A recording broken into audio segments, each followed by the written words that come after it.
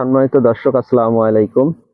আজকে একটা ইন্টারেস্টিং বিষয় শেয়ার করবো আপনাদের সাথে, যে সুপারহট মরিচ কেন এত ভালো বা কেন আপনারা চাষ করবেন।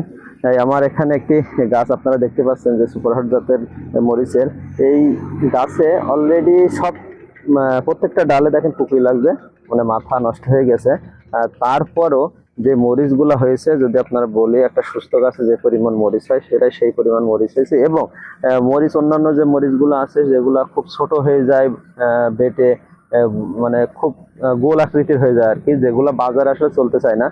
কিন্তু দেখেন এই যে মরিচের যদি আপনার সাইজগুলো দেখায়, যে দেখেন হচ্ছে গা তেল তেলে আছে, এবং আপনার মরিচের সাইজও খুব ভালো আছে, মানে বোঝাই যাবে না যে আসলে যে একটা নষ্ট গাছে বা মাথা কুকড়ানো একটা গাছের মরিচ। এজন্য আপনারা চাষ করলে সুপারহট জাতের মরিচ চাষ করতে পারেন। কারণ এই সুপারহট জাতের মরিচটা আপনার এই যে সমস্যাটা, আসলে অন্যান্য মরিচের যে বাজারে চাহিদা থাকে না মাথা কুকড়ানো রোগ হলে, কিন্তু এই মরিচের ভালো চাহিদা পাবেন এবং বাজারে দামও ভালো পাবেন। এই জন্য আপনারা সুপারহট জাতের মরিচ চাষ করবেন। ধন্যবাদ সবাইকে।